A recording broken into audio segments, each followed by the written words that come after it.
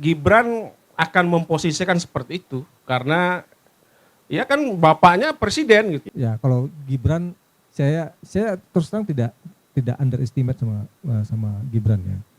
Karena dia wali kota. Ya.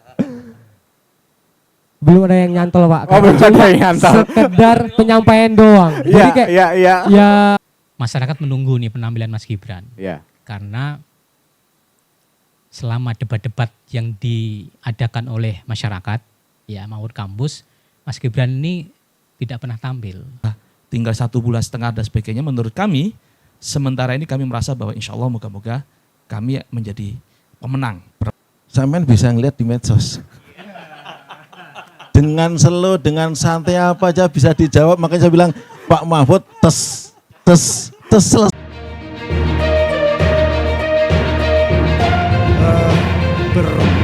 Sebenarnya kita itu punya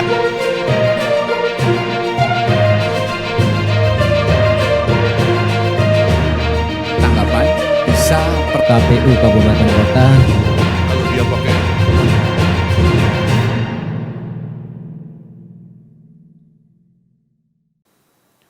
obat bukan sembarang obat. Obat ini sudah dites. Debat bukan sembarang debat. Debat ini soal cawapres. Saya langsung ke Mas Robi dulu nih. Ya, sebagai pembuka nih. Kira-kira nih penerawangan Bang Robi nih. Bagaimana jalannya debat besok ini? Antara penampilan Mahfud MD, Gibran sama Caimin.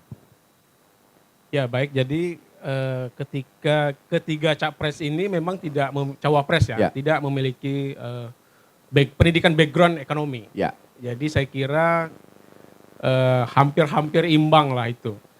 Kalau bidang hukum tentu ada yang lebih paham, begitu juga bidang politik ya. Nah kalau bidang ekonomi saya kira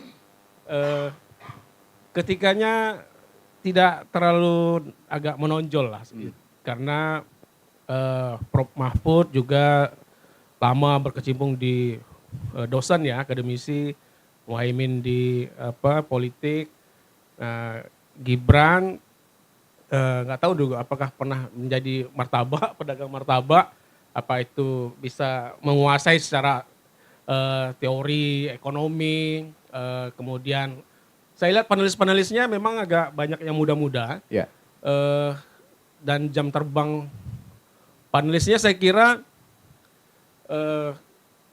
lebih meyakinkan di babak pertama dibandingkan yang sekarang. Tapi kan mereka memiliki bidang yang berbeda. Kalau sekarang kan banyak yang ekonom, tapi ekonom yang ya saya kira tidak sebesar misalnya nama Faisal Basri misalnya atau Reynal Kasali ya. Apa? Iya. Atau nama-nama besar seperti Hermawan Kartajaya gitu. Tapi kebanyakan yang sekarang dosen-dosen muda. Nah mudah-mudahan mereka bisa menggali persoalan besar bangsa ini, soal ekonomi. Ada ketimpangan yang besar antara si kaya dan yang miskin ya. Gini rasionya besar, kemudian pengangguran juga tinggi, bahkan Kepri peringkat ketiga di Indonesia. Dan itu sangat memalukan saya kira. Sebagai kawasan industri, pusat perdagangan mendapatkan status khusus ya, kita banyak yang menganggur. Karena tadi yang dibutuhkan industri tidak tersedia mungkin lapangan kerja SDM-nya. Nah antara pendidikan, bayangkan kalau di Kepri yang kuliah, dari kita lihat angka partisipasi kasar perguruan tinggi, yang kuliah nggak sampai 30% data BPS. Artinya yang kuliah cuma 27% umur usia 17 sampai usia kuliah ya. Ini kan menjadi persoalan. Artinya apa? Ketika dihadapkan dengan bisnis digital yang kian menggurita, ekonomi yang cepat berubah, kita tidak siap tenaga kerjanya. Apalagi se-Indonesia. Indonesia yang lulusan perguruan tinggi, yang kuliah, itu di bawah 40%. Artinya sekitar 30% yang kuliah. Banyak yang tidak kuliah. Nah, ini ketimpangannya sangat besar sekali. Nah, apakah cawapres ini mereka bisa memiliki pengetahuan yang kuat menjawab pertanyaan-pertanyaan yang diberikan oleh panelis nanti. Kalau saya kira Prof. Mahfud maupun Muhaimin, saya kira mungkin ini soal pengalaman ya. Ya. Mungkin agak lebih fleksibel lah sekali menjawab. Nah, orang akan menantikan Gibran. Apakah yang dikhawatirkan itu tidak terjadi atau malah terjadi? Karena kalau kita lihat debat di tahun 2014, 2019, Prabowo banyak melakukan kesalahan dalam menjawab pertanyaan. Misalnya soal stunting kemarin itu yang ditujukan ke beliau, kemudian tentang TPID gitu. Itu yang diviralkan sama lawan politik, kesalahan dalam menjawab itu. Maka Potensi itu ada nanti ya? saya kira sangat ada. Di setiap debat tuh ada hal-hal menarik yang akan dipublikasi oleh masing-masing tim sukses ya. Apalagi media. Kalau media sebesar Tribun misalnya mengangkat isu itu, maka akan menyebar di seluruh Nusantara, seluruh dunia. Dan itu akan bisa saja mempengaruhi penilaian dari swing voter yang tinggi tadi. Karena swing voter kan sekitar 28% menurut survei Kompas. Nah, ini akan berpengaruh kemana suara swing voter itu yang belum menentukan pilihan, yang masih galau, apakah mendapatkan bergeser ke salah satu atau masih stabil di debat secara politik nih, secara politis.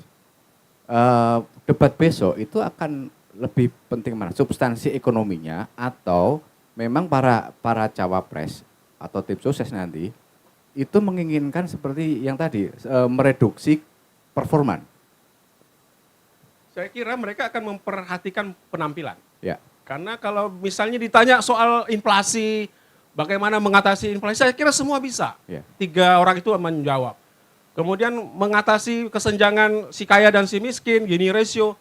Ini kan pertanyaan-pertanyaan yang mungkin saja akan keluar di debat cawapres itu. Karena ekonomi kan persoalan itu, lapangan kerja, investasi. Nah, bisa jadi menarik misalnya, apakah kasus rempang akan muncul di pertanyaan panelis, karena investasi itu adalah mendatangkan sebanyak-banyaknya modal masuk ke dalam negeri, lalu bisa menyediakan lapangan pekerjaan. Dan terus bagaimana misalnya dihadapkan hak-hak warga itu berhadapan dengan investasi, karena persoalan di kita, misalnya di Batam, kemudian di Sulawesi, di Morowali, itu adalah soal investasi yang terjadi tarik-menarik ya antara pihak lokal sama investor. Ini apakah akan muncul pertanyaan itu, bagaimana respon cawapres? Nah, dan peran cawapres saya kira dalam bidang investasi juga tidak terlalu menonjol. Kita bisa lihat kiprah bagaimana Profesor Ma'ruf Amin ya. Kan tidak terlalu nampak cawapres menangani bidang ekonomi kecuali Yusuf Kalla. Ya. Kalau Yusuf Kalla memang terlalu laju, bisa meninggalkan presiden malah di bidang ekonomi. Karena beliau adalah kuat di bidang ekonomi. Nah, saya kira 3 cawapres ini mereka tidak terlalu kuat di bidang ekonominya. Ya, positioning sekarang. Di debat kemarin, debat capres, seolah-olah positioning Prabowo adalah sebagai incumbent. Apakah nanti juga akan seperti itu? Saya kira Gibran akan memposisikan seperti itu. Karena ya kan bapaknya presiden gitu. Ya. Tentu orang akan menyerang soal kebijakan pemimpin. Ya. Saya kira itu. Baik. Bang Yono, kira-kira apa yang diharapkan besok untuk dalam performa cawapres itu dalam debat besok? Baik, terima kasih. Masing-masing sebenarnya sudah mengeluarkan jurus-jurusnya ya untuk apa saja yang mereka akan sampaikan dalam debat. Saya yakin nanti khusus Gibran yang akan disampaikan nanti pasti tentang makan siang gratis. Makan siang gratis. Kemudian kalau yang lain, kalau kita baca di visi misi masing-masing calon, secara normatif sama semua. Dari sisi peningkatan lapangan kerja, penciptaan lapangan kerja, kemudian dari ekonomi digital, dari bagaimana mengoptimalkan APBN, kemudian mengoptimalkan ekonomi maritim, kemudian bagaimana meningkatkan kesehatan, ibu dan anak, peningkatan SDM, itu semua ada. 3 visi misi saya baca semua ada, semua sama. Masing-masing, tapi bedanya masing-masing punya namanya program unggulan. Nah, yang menariknya di pasangan nomor 2 ini, program unggulannya makan siang gratis. Sekilas memang seperti mengada-ngada, Ya. tapi ini program kalau saya pelajari itu di beberapa negara sudah dilaksanakan. Saya contoh ya, ini saya cerita dikit tentang makan siang gratis ya. Ini menarik soalnya, karena pasti nanti akan disampaikan oleh Gibran. Di Amerika itu 2019 itu sekitar 2,2 miliar porsi makan siang gratis. Itu namanya National School Lunch Program. Jadi itu program siang gratis untuk masyarakat miskin di Amerika. Tapi dibagi 3 kategori nih. Kategori pertama yang mampu itu dikasih diskon 50% makan siang, tetap bayar. Yang sedikit lebih mampu, di bawah sedikit itu yang tengah-tengah itu bayarnya setengah. Nah yang miskin, yang di bawah garis kemiskinan Amerika itu gratis. Itu berapa biaya yang dikeluarkan Amerika? 2019 itu mereka mengeluarkan 14 miliar dolar. Itu dikali 15 ribu berapa? Hampir 300 miliar. 300 triliun. Jadi sepadan dengan nilai yang selama ini digembar-gembarkan oleh tim nomor 2. Nah, kenapa itu dilakukan di Amerika? Sama seperti yang diinginkan oleh pasangan nomor 2 ini adalah untuk meningkatkan gizi, nutrisi anak-anak.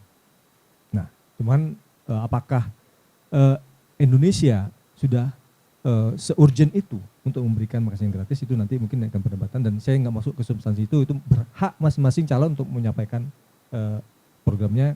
Yang saya sampaikan adalah itu program sudah dilakukan di negara lain.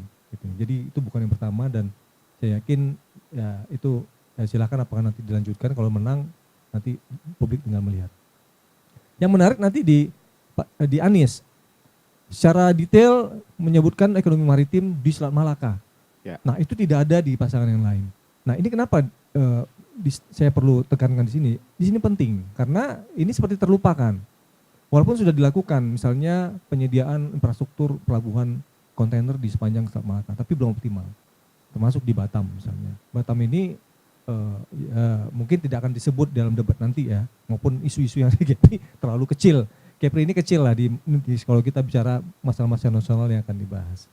Tapi dalam visi Anies, Amin ada mengoptimalkan Selat Malaka, itu sangat menarik, dan sebagai masyarakat Kepri tentu kita berharap itu bisa menjadi salah satu perhatian dan atensi dari masing-masing calon. Tapi intinya yang saya sampaikan adalah debat nanti, saya yakin ketiga-tiganya akan menampilkan performa terbaik. Pertama karena mereka sudah belajar visi misi yang mereka sudah susun. Mereka harus belajar, mereka harus tahu. Dan masing-masing punya program unggulan. Jadi saya yakin besok itu akan lebih sangat dinamis. Dari Ganjar belum disebutkan program unggulan. Ada 2 yang sudah, biar imbang. Oh iya, Ganjar. nomor 3. Ya. Maaf Mas Aproni. Nomor 3 sama. Jadi penciptaan lapangan kerja. Ya. Kemudian peningkatan ekonomi maritim. Dan juga mengoptimalkan APBN. APBN, Ya. Jadi sebenarnya kalau ya kenapa saya nggak sebut, sebenarnya sama. Intinya sama. Ketiga pasangan concernnya sama gitu. Satu yang menarik, Pak Ganjar mau melanjutkan IKN. Ya. Ya, itu juga penting untuk di state karena mau nggak mau IKN sudah terbangun dan itu harus dilanjutkan. Ya. Dan bagi tim Ganjar Mahfud, apa yang sudah dilahirkan oleh presiden sebelumnya tentu nggak mungkin dibatalkan. Kita sudah keluar uang sangat besar di situ. Ya. Tahun 2024 aja itu di APBN itu ada 40 triliun lagi untuk mengejar pembangunan Istana Presiden dan bangunan-bangunan lain, sehingga tanggal 17 Agustus 2024 itu kita sudah upacara bendera di sana. Ya, artinya ini akan menarik, masing-masing akan menyampaikan program unggulannya dan nanti kita akan lihat. Ya kalau Gibran, saya terus terang tidak underestimate sama Gibran ya, karena dia wali kota. Ya. Dia tahu bagaimana public speaking juga. Kalau terlihat seperti dia irit bicara, itu memang karakter dia. Tapi saya yakin di kepalanya ada banyak program. Ketika dia perkenalan pasangan capres-cawapres Gerindra waktu itu, dia sudah sampaikan. Ada kartu-kartu apa yang dia sampaikan. Itu salah satu program unggulan juga gitu. Dan itu akan dia sampaikan gitu. Jadi ini menarik. Terlepas dari apakah masing-masing calon itu tidak punya background ekonomi, di level mereka tidak perlu background ekonomi.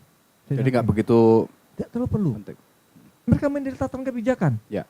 tataran strategis. Tidak perlu lagi mereka harus punya background pendidikan, tidak perlu di level mereka. Ya, karena mereka yang mereka pikirkan adalah kebijakan bersama presidennya nanti.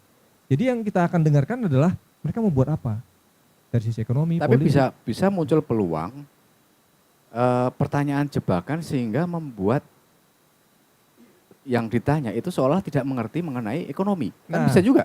Pasti. Dalam debat biasa Masing-masing disah-sah dalam saja debat seperti biasa. Pasti akan muncul pertanyaan-pertanyaan, tapi misalnya ditanya soal bagaimana mengurangi Gini rasio, Ya. bagaimana mengurangi stunting misalnya, bagaimana meningkatkan penerimaan APBN, bagaimana meningkatkan GDP rasio terhadap investasi, bagaimana kita mencapai berapa persen, kita mencapai 1% investasi, kita butuh berapa, 1% pertumbuhan, kita Ya. butuh investasi berapa nih? Nah, Ya. kalau udah kayak gitu ditanya, Iya, nah itu tidak semua orang bisa jawab. betul.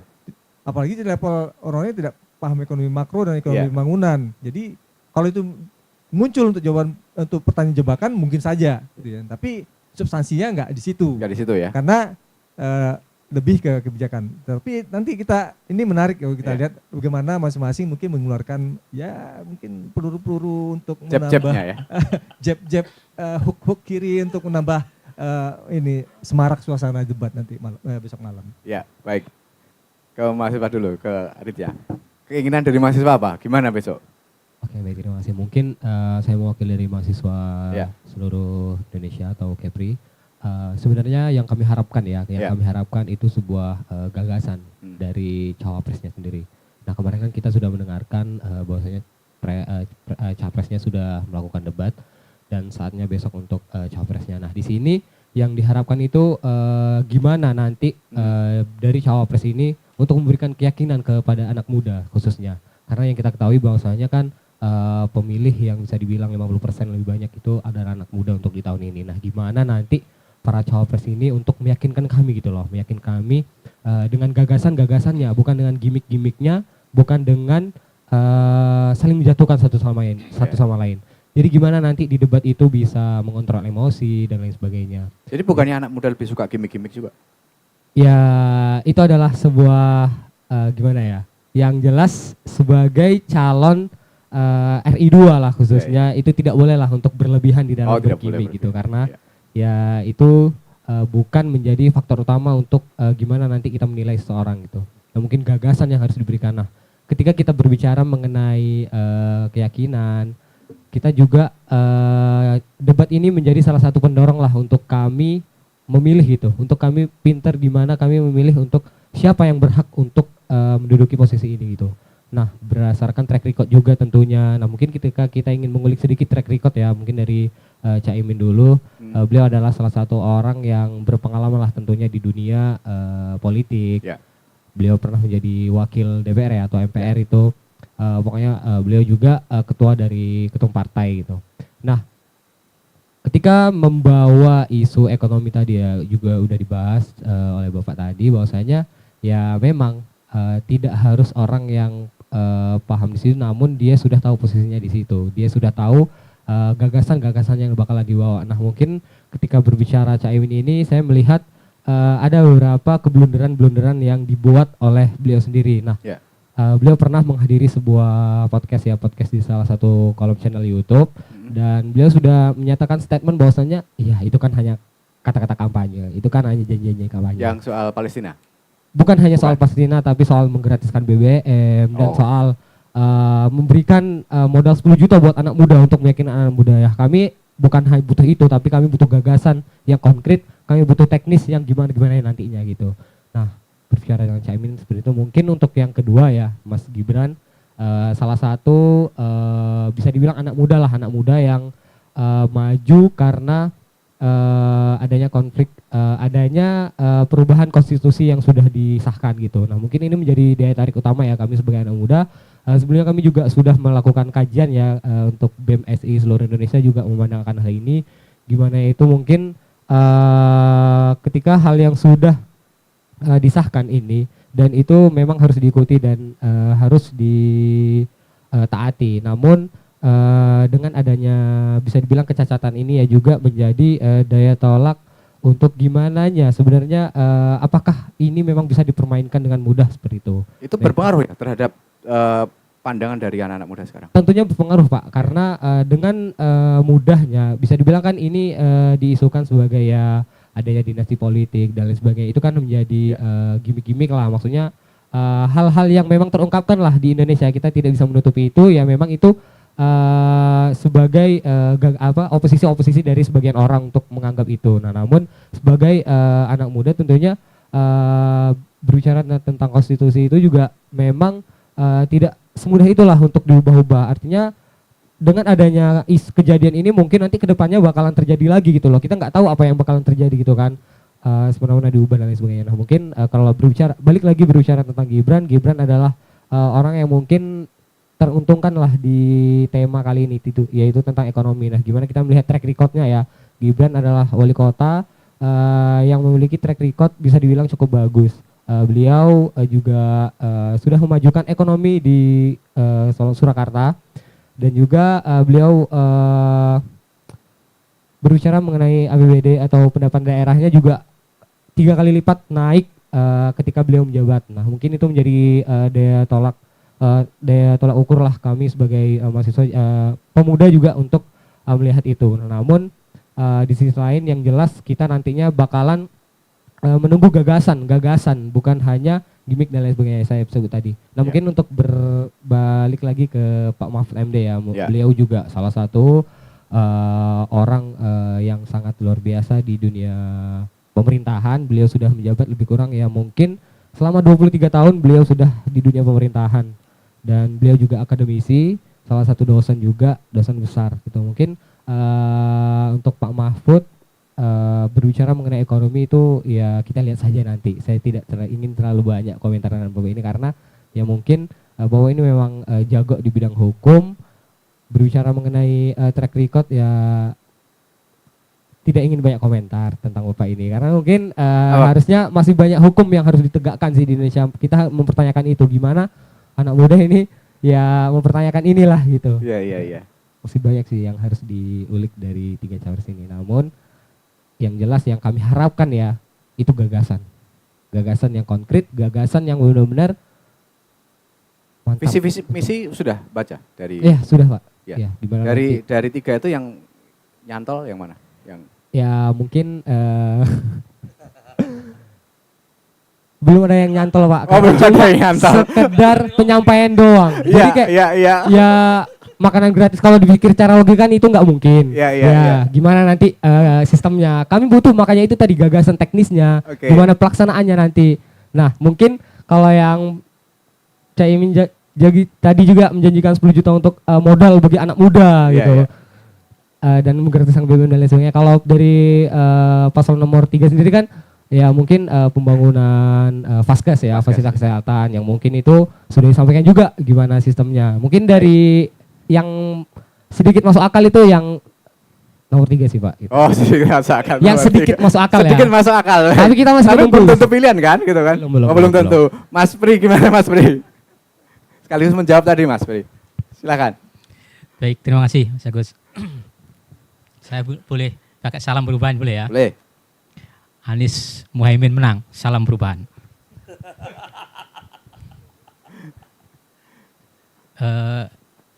Terkait masalah debat cawapres besok ya.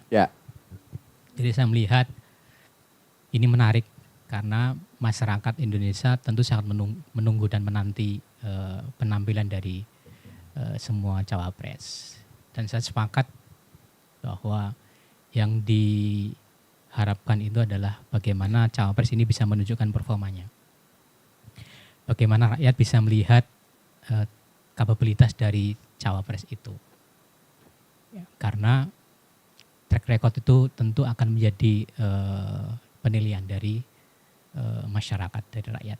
Sebagaimana disampaikan oleh Bang Robi, ada 28% swing voter, dan ini tentu sebuah angka yang besar. Ya, dan ini akan sangat membantu bagi masyarakat atau rakyat Indonesia yang masih swing voter itu untuk bisa menentukan pilihannya. Maka debat cawapres ini tentu sangat strategis dalam konteks itu. Nah, kami sebagai tim Amin ya tentu sangat firm dengan cawapres kami, ya Muhaimin Iskandar. Karena beliau dari sisi track record sangat jelas, ya. Beliau aktivis pergerakan mahasiswa waktu kuliahnya, bahkan sampai menjadi ketua PMII. Kemudian aktif juga di LSM waktu di Yogyakarta di LKIS, Lembaga Kajian Islam dan Sosial. Yang di situ menyoroti berbagai macam hal-hal sosial yang ada di Indonesia yang kemudian diangkat menjadi sebuah buku dan sebagainya. Kemudian dari sisi politik jelas beliau seorang ketua partai politik yang partainya PKB cukup besar suaranya ya, di Indonesia. Kemudian juga beliau di tingkat pimpinan DPR RI beliau wakil ketua. Kemudian di MPR juga pernah wakil ketua. Kemudian juga pernah menjadi Menteri Tenaga Kerja di era SBY. Jadi dari sisi track record itu sudah kami yakin bahwa beliau memang akan siap untuk menghadapi debat cawapres besok. Ya. Sekaligus menjawab ini Pak, kemarin juru bicara tim Amin menyatakan bahwa lawan terberatnya itu adalah Mahfud MD. Betul, seperti itu?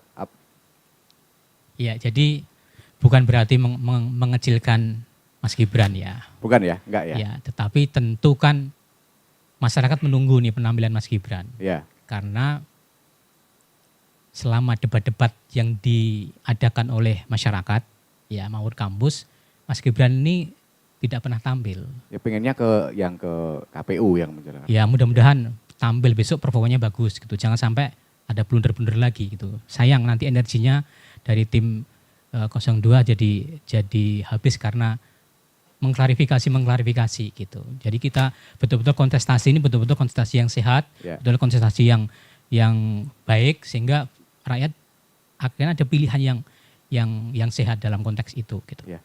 Kalau melihat itu Mas, debat pertama waktu Capres, Pak Anies itu langsung menyerang. Kira-kira peluang ini akan ada nggak? Dengan memberikan contoh-contoh bahwa ada persoalan ini. Justru yang menarik di situ debat itu. Itulah esensi dari debat. Ya, esensi debat itu adalah ada pihak yang melakukan serangan dalam tanda kutip, ada pihak yang melakukan pembelaan. Disitulah justru sebetulnya esensi dari debat. Sehingga akan ketahuan mana yang menguasai masalah, mana memiliki gagasan, dan mana yang tidak. Rasanya akan begitu juga? Saya harapkan seperti itu. Supaya ketahuan, ya publik mendapatkan gambaran secara real bagaimana kemampuan dari masing-masing cawapres gitu. Ya, bahkan kami berharap kalau bisa porsi untuk masing-masing cawapres itu nanti bertanya itu diperpanjang waktunya gitu. Sehingga betul-betul memang bisa dieksplor kemampuan dari masing-masing cawapres. Karena disitulah ya sekali lagi nanti akan ketahuan bagaimana cawapres itu memiliki kemampuan, kapabilitas, cawapres itu menguasai masalah, ya. Kemudian cawapres itu bisa memberikan solusi dan juga memiliki gagasan-gagasan yang diharapkan oleh rakyat Indonesia. Gitu. Ya. Ini menjadi penting di situ. Baik. Mas Agus, gimana Mas? Ya, yang pertama Mas Aditya, ternyata BMSI masih ada ya. Karena saya juga salah satu orang yang sebagai orang awal lah di BMSI. Kayaknya mulai menjinakkan dengan kata-kata itu. Bisa jadi. Bisa jadi ya. Karena saya bisa membayangkan cara berpikir teman-teman di BMSI gitu. Karena kita juga dulu di sana. Yang pertama, kalau kita bicara tentang debat capres atau cawapres, hari ini approval rating ya kepada tim Prabowo Gibran atau ke kandidat yang lain justru kalau menurut LSI itu ada kenaikan. Ya, saya harus bacakan aja biar detail gitu ya. Data menurut LSI survei mereka setelah debat capres. LSI pada Oktober menyebutkan bahwa Anies Baswedan dan Muhaimin Iskandar itu 19,6%. Kemudian pada bulan Desember tanggal 2 sampai 5 Desember kemarin adalah 22,3%. Kemudian Prabowo Gibran dari 35,9 menjadi 45,6%. Dan kemudian Ganjar Pranowo dari 26,1 menjadi 23,8. Nah, kalau tadi bicara tentang masalah undecided voternya, justru LSI mengatakan bahwa pada sekarang itu 8,3%. Artinya sudah sangat turun drastis dari awal. Artinya masyarakat sendiri sebenarnya sudah punya pilihan kemana dia akan memberikan dukungannya. Undecided voter itu kan bukan berarti dia tidak punya pilihan. Bisa juga menyembunyikan pilihan. Artinya sekarang sudah tinggal 8%. Dan kalau sudah di bawah 10%, ini sudah permainan ini sudah kelihatan. Bahwa pada tinggal 1,5 bulan dan sebagainya, menurut kami, sementara ini kami merasa bahwa insya Allah moga-moga kami menjadi pemenang. 1 putaran, 2 putaran? Nah, ini yang akan saya bahas sekarang. Yang menjadi unik di dalam ketika kita bicara tentang masalah ekonomi, ada 2 yang harus kita kupas. Kalau tadi dari teman-teman misalkan analis maupun dari teman-teman akademisi mengupasnya kan dari sisi ekonomi makro dan mikro. Tetapi kalau dari real politik yang akan terjadi adalah yang pertama adalah pelaku pasar. Ya, pelaku pasar ini kan simpel aja. Kalau dari Prabowo Gibran mereka melihatnya bahwa ya karena kita ini sejak awal mendedikasikan diri sebagai pelanjut dari rekonsiliasi antara Prabowo sama Jokowi, maka berarti kami tidak akan banyak melakukan perubahan terhadap ekonomi yang sudah ada. Tugas kita adalah melanjutkan dan membangun. Gitu kan. Makanya jadi memposisikan sebagai incumbent. Itu bisa dikatakan iya dan bisa dikatakan tidak. Karena tidak ada incumbent. Ya. Tetapi bagaimana spirit kita menjaga agar laju ekonomi itu terus tumbuh, itu yang kita lakukan. Yang dilakukan oleh Prabowo Gibran di situ. Makanya coba dilihat di visi misi misalkan. Kalau kita bicara tentang visi misi mana yang paling detail, visi misinya Prabowo Gibran. Bahkan sampai kemudian membuat program dan sebagainya. Ya, kalau tadi anak muda bertanya apa untuk anak muda, senang juga kan anak muda kalau kemudian ada di situ isu khusus tentang anak muda, ya, tentang masalah pendanaan pembiayaan bagi milenial. Karena kita tahu bahwa 40% generasi hari ini adalah generasi anak milenial dan Gen Z gitu. Nah, ini menunjukkan bahwa saya yakin pelaku market ini akan melihat bahwa Prabowo Gibran lah yang paling firm. Kan kalau pelaku bisnis kan begitu. Daripada kita membaca, ini kan mereka kan pilihannya begitu kan. Ya. Saya mau invest nih atau saya mau spending money nih. Saya harus melihat pada posisi mana saya akan memberikan dukungan secara politik. Atau pada posisi mana pengaruh kami misalkan para pelaku ekonomi ini akan diberikan. Karena mereka berpikir stabilitas ekonomi jauh lebih baik. Dan kita melihat dengan approval rating elektabilitas yang diterima oleh Prabowo Gibran hari ini dengan 45 sekian persen itu menunjukkan bahwa ekonomi pelaku ekonomi juga di dalam bagian dari orang yang mendukung keberlanjutan yang dilakukan oleh Prabowo Gibran terhadap pemerintahan sebelumnya.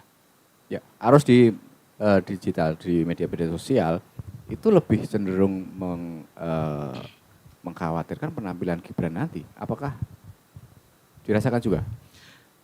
Saya setujunya begini. Ketika kita kemarin berdebat di debat capres, yang pertama kita tidak melihat para capres. Ya. Itu berbicara substansi tentang global Indonesia ini seperti apa, bangunannya seperti apa. Yang terjadi kemudian adalah saling menjatuhkan. Ya. Dan kami harus mengakui Pak Prabowo adalah menjadi pihak yang paling banyak diserang oleh 2 kandidat. Dan Pak Prabowo tidak ofensif, beliau justru defensif. Dan peluang nanti terjadi? Bisa jadi, kita juga tidak menutup kemungkinan bahwa, karena logika sederhana kan gini, kita ini sudah berada di posisi rating elektabilitas tertinggi. Seluruh kandidat yang lain akan menjatuhkan yang paling tinggi. Itu logika sederhananya. Gitu loh. Dan peluang debat capres itu menjadi sarana untuk menjatuhkan karena akan ditonton secara nasional.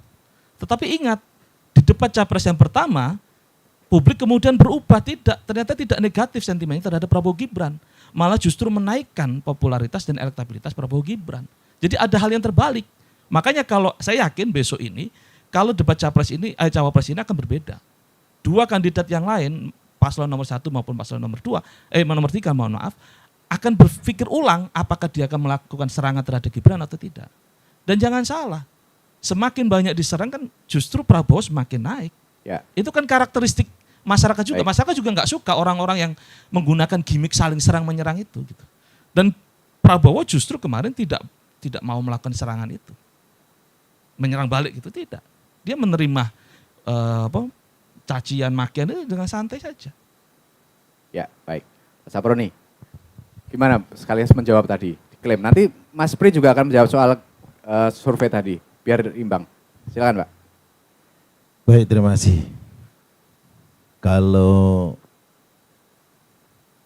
pendukung dan pengusung pasti mengunggulkan yang didukung.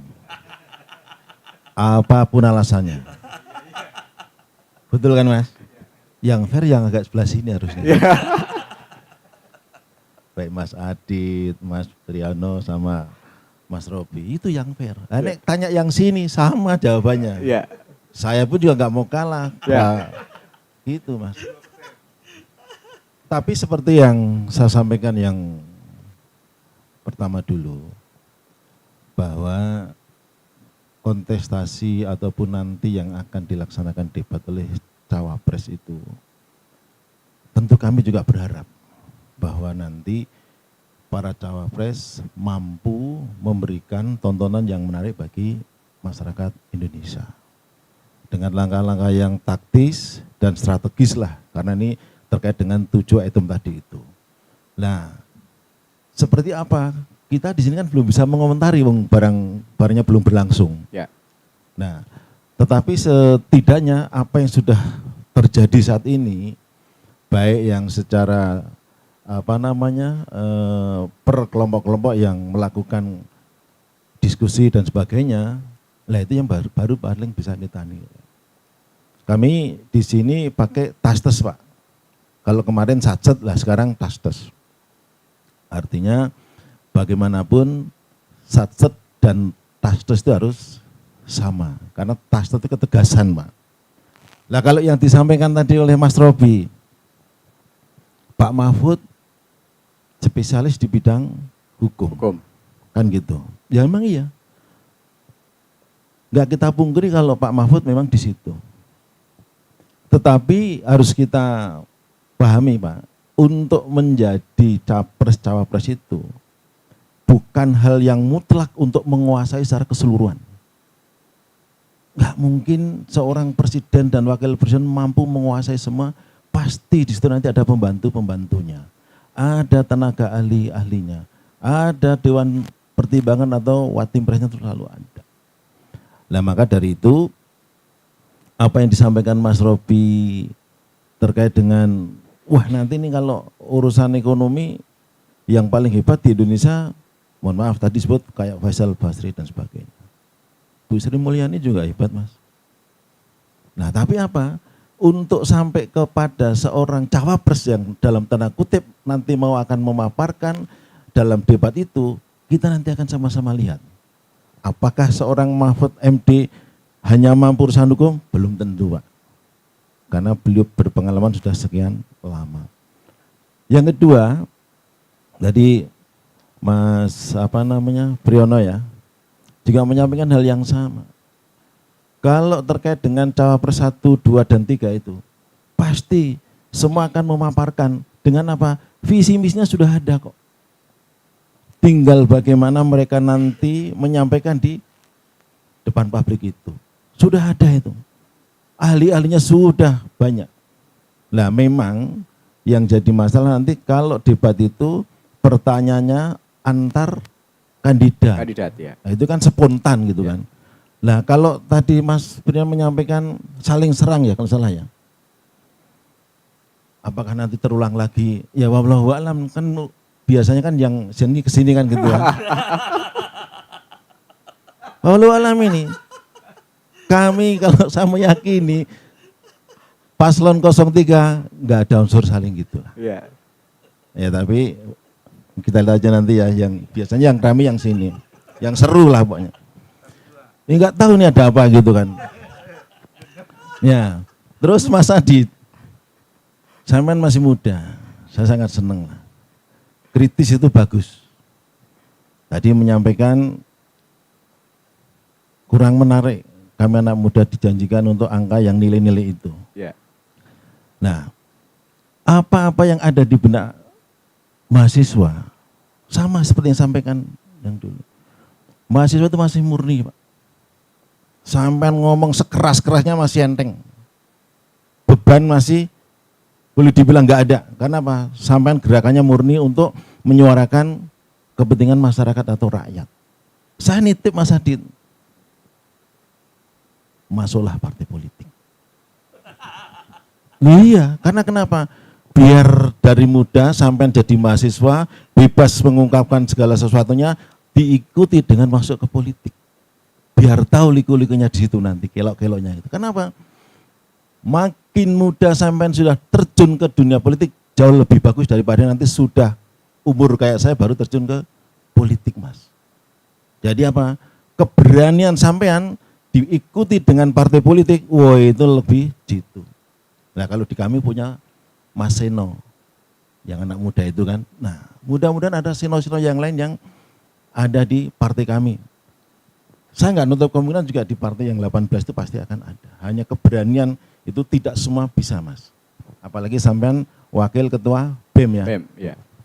Nah, Mas 0102 saya tuh paling nggak bisa kalau mengomentari. Ya. Iya, sampean menyampaikan LSI survei sekian, monggo saya nggak masalah. Habis debat sekian nggak masalah. Karena apa? Semua bertujuan untuk menang. Dengan cara apa? Lembaga-lembaga survei aja bisa dikumpulkan kok. Sekarang kita pun susah mencari yang independen itu siapa? Akhirnya apa? PD itu, kami PD Perjuangan memiliki lead bank sendiri untuk survei. Ya, hasilnya?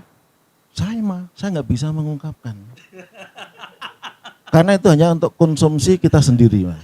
Meskipun di sana mengatakan sekian, biarkan aja. Kalau memang beriringan dengan kami, ya sudah. Tapi kita tidak bisa mengklaim bahwa mereka salah atau benar, tidak. Biarkan mereka. Karena apa? Itu bagian dari strategi kemenangan di paslon masing-masing. Sekarang bermunculan kalau lembaga survei yang luar biasa kok, enggak apa-apa. Karena apa?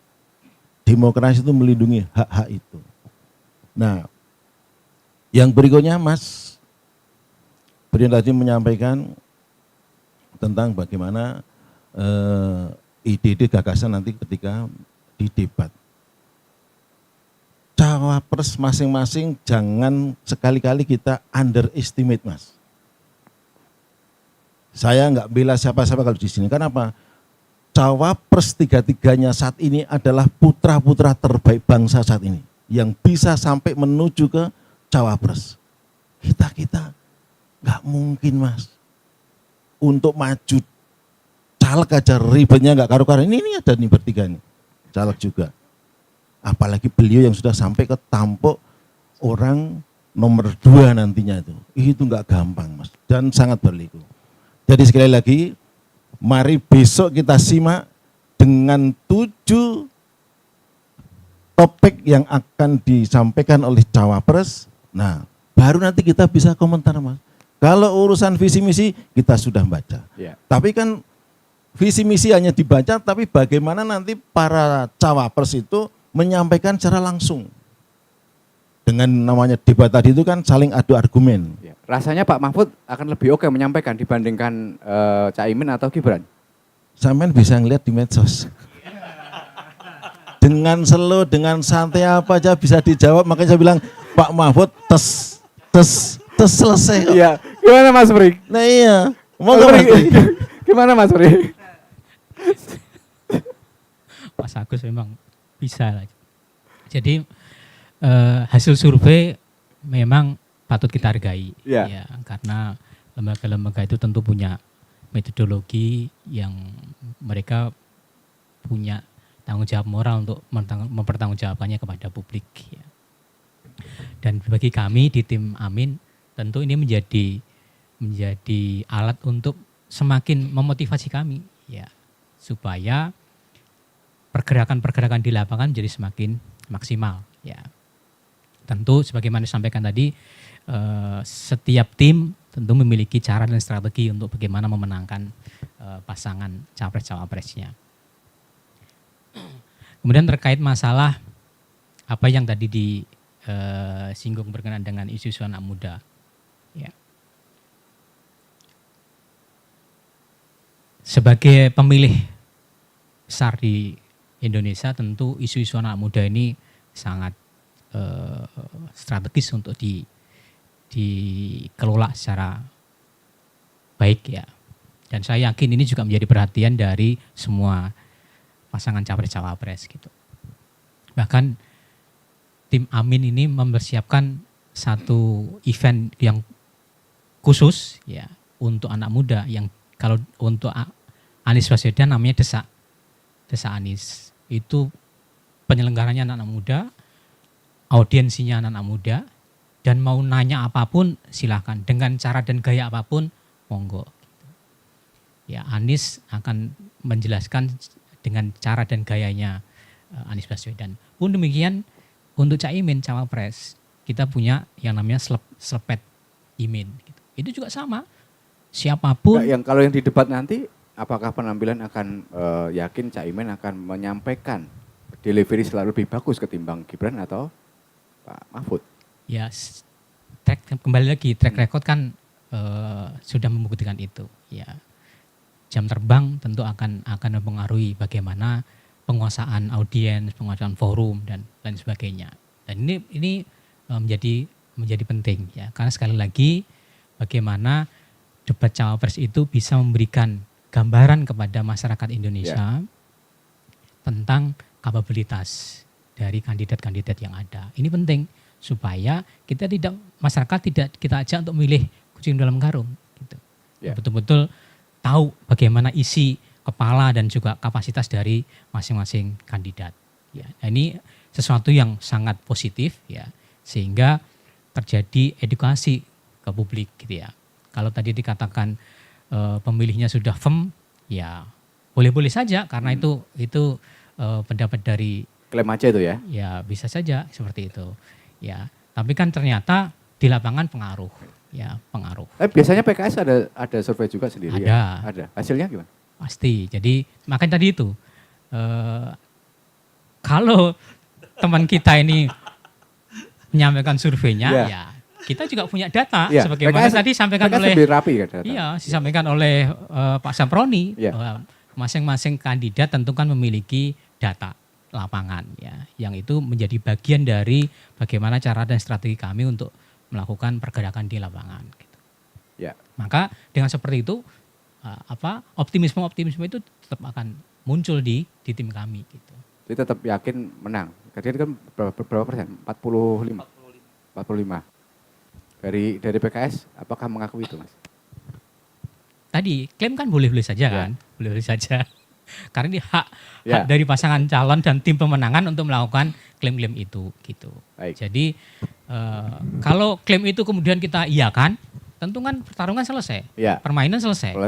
Ini kan masih panjang ini. Tujuannya itu kan, Mas. Iya, masih panjang sehingga bagaimana nanti permainan itu terus berlangsung ya dengan fair, dengan baik ya, tidak ada hal-hal yang membuat bangsa ini menjadi semakin tidak kondusif ya.